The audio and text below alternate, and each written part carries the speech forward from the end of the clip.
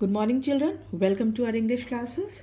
Children, today I am going to tell you the summary of the chapter The Postmaster, written by Rabindranath Tagore. So, children, all of you know about Rabindranath Tagore. Rabindranath Tagore is also known as Gurudev, was a Bengal poet, philosopher, artist, playwright, composer, and novelist, India's first Nobel laureate. Tagore won the 1913 Nobel Prize in Literature, and he has written so many beautiful poems and writings, and he has also written the respective national anthem. All of you know, children, he wrote many poems and stories for children. He established an experimental school at Shanti Niketan. All of you. So, all of you know that really Rabindranath Tagore is really a gem of India. Now, children, I am going to tell you the summary of the chapter, The Postmaster. The Postmaster, children, is a very beautiful and a very philosophical, touching story. The postmaster was a man who was appointed in a village, a remote village. Quite remote means a quite far village from the city, which was not so much developed, and he was from Calcutta. So living in a small village was very odd for him. So he didn't had anything to do much, and the work was also very less. There he met an orphan child, an orphan girl of the village, who did odd jobs for him. Odd jobs means whatever he said, he did for him. Just to pass the time, what did the postmaster do? The postmaster asked every evening, used to call her, and a conversation used to strike up, and the postmaster would ask her to lit the pipe. What kind of a pipe? You can say a pipe full of tobacco. So she used to just puff her cheeks and then vigorously blowing into a flame, and live coal she used to light the tobacco. Alright, then the postmaster would ask for some questions and queries and about her family. She used to talk about her family and her brother, with whom she used to play and used to play at fishing with him.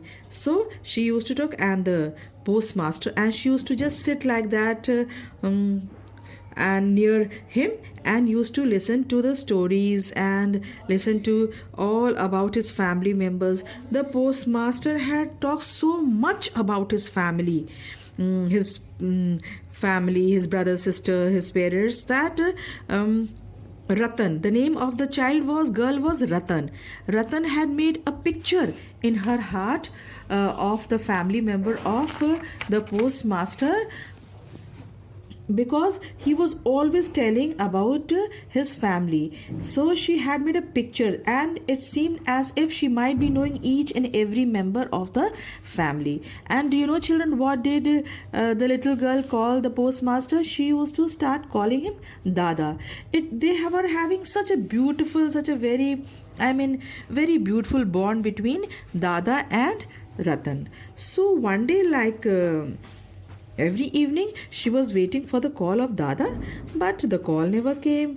Then she peeped inside the room and to see what has happened, that Dada is not calling me. As usual, he used to call me in the evening to light the tobacco and do all the sort of errands for him. Then she peeped inside and she looked inside the little room. Then she saw that Dada was, he was ailing with fever. He was suffering with fever, and Dada told her, Ratan, come and just feel my head. It is quite hot. So when Ratan felt his head, it was quite hot. He was really suffering with fever. So just listen, children, a very touching and a very beautiful stage. And this Ratan was a little orphan girl, but when she saw her Dada suffering from fever, that little girl, her heart and mind changed from a little girl to a nurse. She just took care of him, sat nearby his pillow, and just like a mother, She was just sitting near by his pillow throughout the night, called the doctor, gave him medicines time to time, and keep on asking me how he was feeling time to time. So she really cared for him, and soon after few days the postmaster came back to his position. So as soon as he came back to his position, children, he wrote a transfer letter for himself. He thought that as he became sick, then he was a lonely person, so he thought it is better to go back to Calcutta. So he wrote the letter of transfer, and that application was accepted. So when where are you going and when will you come? She asked. Who? The Ratan asked Dada. That Dada, where are you going? He told that I'm going to Calcutta. When are you going to come? He told that I'll not be coming. So what happened? He said that a person will be in place of me. Another postmaster will come and he will take care of you. So hearing this, she felt very touching and bad, and she just ran, running with tears in her eyes. Then she told Dada, the Dada, will you take me also to Calcutta? So the Dada, at this point, Dada started laughing. I mean, really, he didn't care of this, and he just started laughing. So this little poor child, she felt very bad, and she started crying. Then he started packing, and Dada also knew that he had to leave. So before leaving, he just whatever money, the whole money which he had for the salary of that month, he took few money only for the traveling, and then he gave all the money to whom? To Ratan.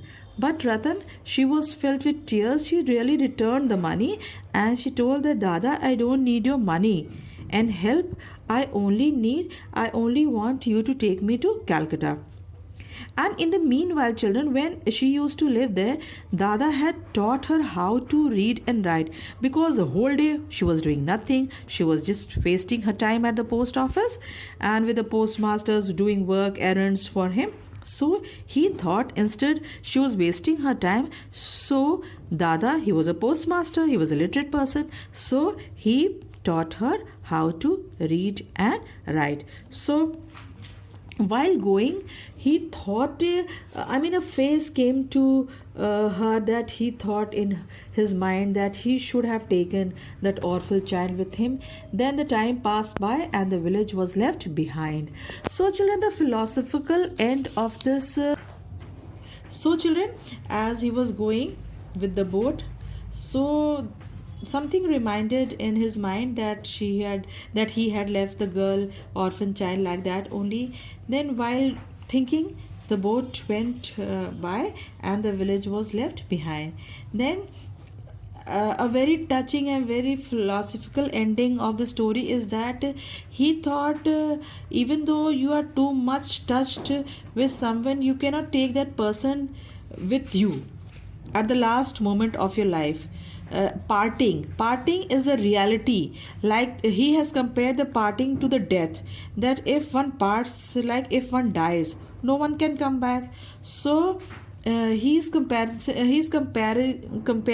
his parting with the death. So instead of taking that child with him, the best thing he did, that he had made her literate, educated, so that she can just spend her life and be independent and be not do all sorts of doing errands for other. She can do everything for herself. But then too, what happened? The girl kept on waiting for her Dada to come, because she had a beautiful picture of Dada in her mind. So children, I think all of you had liked the story. So a very beautiful, touching story. Okay children, thank you very much.